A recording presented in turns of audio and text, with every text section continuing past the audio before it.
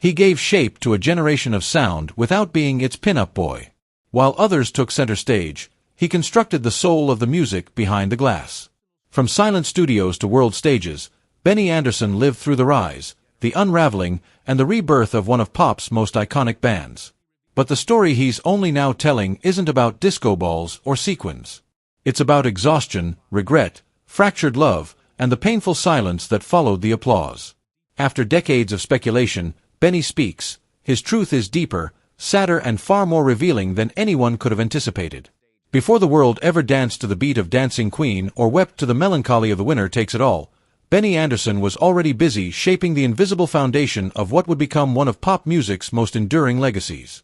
Born on December 16, 1946 in the Vasan district of Stockholm, Benny grew up in a working-class household where music was not a career path but rather a valued tradition. His father, a civil engineer, and his grandfather, who was a self-taught musician, introduced him to the accordion at age 6. That humble instrument opened up a world of fascination with melody and harmony that would never leave him. Unlike many of his peers who longed for stardom, Benny was driven not by a need to be seen. Rather, he was more interested in understanding how music worked, from Bach's mathematical structure to the earthy storytelling in Swedish folk songs. He taught himself piano by ear and could mimic melodies after only hearing them once or twice. By age 10, he was playing for family gatherings and school concerts. His innate sensitivity to tone and emotion, not showmanship, made him a compelling child performer. In 1964, aged only 18, Benny joined Swedish rock band Heapstars, the group that would rechristen itself the Swedish Beatles. Almost overnight, their sound matured with his arrival. They started hitting the top of the Swedish charts with songs like Sunny Girl and Wedding, both written by Benny. These early chart successes not only demonstrated his knack for crafting memorable melodies, but also put him at the center of studio arrangement and live performance. Soon, he was referred to as the musical brain of the band, while he quietly developed an understanding of the commercial and technical sides of the industry. Then there was this fateful night in 1966. Benny met Bernos while both were performing at a mutual friend's party. Bern, a member of the folk-pop group the Hoot Nanny Singers, shared Benny's love of harmony, arrangement, and detail. Their jam session that evening led to an instant musical partnership. Over the next few years, they started writing together, experimenting with various styles and structures, and even composing songs for other Swedish artists. Their collaborative bond grew strong, not just because of mutual respect, but because they balanced each other perfectly. Benny, the emotional composer, Bern the witty lyricist. By the early 1970s, Benny and Bern were not only co-writers, but also partners in life with two fellow musicians, Agnia Feldskog, a chart-topping Swedish solo artist, and Annie Fred Frida Lingstad, a jazz-turned-pop singer with a powerful alto voice. Their joint musical venture took form under the lengthy name Bern and Benny, Agnetha, and Annie Frid. The name was clumsy, but the chemistry was electric. They tried and failed to win the Swedish selection for Eurovision in 1973. Undeterred, they came back the next year with Waterloo, a glam pop anthem that won the 1974 Eurovision Song Contest and instantly made them international stars. Soon after, they came up with a far more memorable name, ABBA, an acronym using the initials of their first names. From that point forward, Benny was no longer just a pop musician. He was a sonic architect. He treated each song like a painting, layering instruments, setting up precise vocal harmonies, and experimenting with synthesizers way before anyone else did. In the studio, he was known for his patience and perfectionism, sometimes spending days reworking a single harmony until it felt emotionally right. He wasn't interested in what was popular. He was interested in what was timeless. Even as Agnia and Frida dazzled audiences in matching jumpsuits, and Bern penned clever, bittersweet lyrics, it was Benny who sculpted the emotional subtext of ABBA's music. His signature style blended brightness with depth, a Swedish melancholia masked in melody. Songs like Knowing Me, Knowing You, and Fernando carried this duality. Joy on the surface, sadness underneath. That was Benny's gift, not just to pop music, but to generations of listeners who felt something deeper in ABBA's seemingly simple songs. In fact, Benny Andersson wasn't building songs. He was building a kingdom where every chord and its silence, every note, would be important. And while the spotlight often shone elsewhere, the architecture of ABBA's sound was unmistakably his. Falling apart. Falling apart while climbing higher. For most of the 1970s, ABBA rode an unstoppable wave of fame. But as the band soared publicly, it began to erode privately. The unraveling wasn't sudden. It was subtle, slow, like a house weathered by time rather than destroyed by fire. The first crack came in 1979 when Byrne and Agnetha divorced. It was a deeply personal break, but one which the band tried to weather professionally. At the time, the group was working on their album Super Trooper, and though the songs retained their signature polish, the sessions began to carry a new heavy tone. 2 years later, Benny and Frida did the same. At one time in their careers, their relationship was referred to as fiery, symbiotic, a musical love story. Meeting as early as 1969, well before ABBA, they attained a relationship based on sound well before anything else. Frida once said in a 1975 interview that Benny understood her in a way no one else did. But studio understanding did not always translate into real life. The obsessive perfectionism that made Benny brilliant in the studio left little room for emotional availability at home.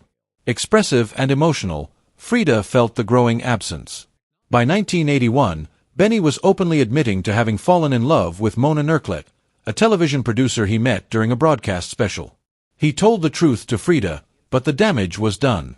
The split was quiet, professional even, but it carved a deep scar into the band's dynamic. The next studio and last album, The Visitors, which came out the same year, was a reflection of the emotional frost that was setting in. Songs such as When All Is Said and Done and Slipping Through My Fingers just dripped with unspoken pain.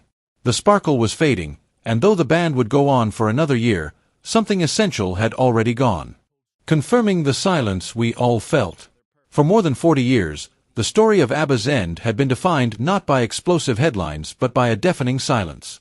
Unlike most legendary bands that go out with a farewell tour, a breakup press conference, or some final cathartic performance, ABBA simply vanished. The final single, Under Attack, was issued in December 1982. It didn't have the same magic as their previous hits. There was no follow-up album, no world tour, no curtain call, just a gradual fade into the mist of speculation and fan theories that would stretch across decades. Their absence left a void, and into that void came endless questions. Why did they stop when they were still so successful? Did money tear them apart? Was it personal drama or creative conflict? 4 years, none of the band members gave a definitive answer. Interviews remained vague, the word hiatus floating around, and their public appearances rare, cautiously polite. In many ways, ABBA became a myth frozen in time. The perfect pop group that simply ceased to exist without explanation. That all changed in November 2024. Benny Andersson, long known for his quiet introspection and avoidance of personal publicity, sat down for an interview with The Guardian. He didn't arrive with a rehearsed narrative. There was no publicist-crafted statement or airbrushed PR spin. Instead, Benny did something rare. He told the truth plainly. We were exhausted, he admitted. Marriages were falling apart. The music was starting to sound unnatural. We needed to stop to preserve ourselves. That simple, unsentimental statement hit harder than any scandal ever could. In a few words, Benny confirmed what many of its longtime fans had always suspected. The breakup hadn't come from betrayal or artistic feuding, it had come from emotional depletion. After so many years of performing and recording and maintaining the illusion of joy when in fact their personal lives were collapsing behind the scenes, the group was drained. Not dramatically, quietly, fatally. Then, in April 2025, he gave a follow-up interview to Billboard, offering even deeper insight. He described the band's final 2 years, 1981 and 1982, as uninspired workdays. What at one time had been vibrant collaboration had now turned into routine. He and Byrne were still writing, but without the same energy or purpose. The songs were coming more slowly. The studio sessions were shorter. Everything had started to feel like a job, not a passion. What spoke volumes was how Benny framed the group's decision to cease. He did not refer to it as a defeat, nor did he romanticize it. Instead, he called it an unraveling that was inevitable. It was no longer sustainable, he said. We could not keep pretending, neither to ourselves nor to each other. This acknowledgement wasn't just illuminating, it was healing. For decades, fans had heard that final ABBA albums like The Visitors felt different, more introspective, more melancholic. Songs like One of Us, Like an Angel Passing Through My Room, and The Day Before You Came didn't just sound sad. They were sad. There was a heaviness in the lyrics and arrangements that betrayed something deeper than pop trends. Listeners felt it, even if they couldn't name it. Benny's confession validated that feeling. The ache, the sense of something unraveling beneath the polished surface, wasn't a projection. It was real. What is striking is that none of the revelations that Benny spoke carried any bitterness. He did not blame Byrne, Agnetha, or Frida. Instead, he spoke about the band's end like it was a natural conclusion, like some beautiful machine that had reached the end of its cycle. We had done what we could do, he said. There was nothing left in us to give it honestly. For fans, that was closure they never knew they needed. The mystery wasn't mysterious anymore. The silence had a reason. And most importantly, the pain that had echoed through ABBA's final songs now had a name: exhaustion, emotional collapse, and the quiet necessity of walking away. Frida's journey with grief. Frida's journey of grief and royalty. Following ABBA's silent breakup, Frida went off on a journey not many would have predicted. In 1992, she married Prince Heinrich Russo-Royce of Plauen and joined European royalty. The press of Sweden went wild. How could this very woman who had once ruled the disco floors be living in a Swiss castle attending galas and banquets? But life as a princess wasn't the fairy tale it seemed to be. Frida struggled with the rigidity of aristocratic expectations. The spontaneity and emotion that defined her as a performer didn't fit into the structured world of royalty. And then came the deepest heartbreak of her life. In 1998, her daughter and Lisa L. died in a car accident in New York. She was just 30 years old. The loss was devastating. The woman who once sang to millions now sought silence, grief-stricken in her secluded home near Lake Geneva. The glitz of royalty, the fame of her past, it all paled in comparison to the emptiness left by her daughter's absence. And yet, it was Benny who had surfaced back then. Of all people, he called.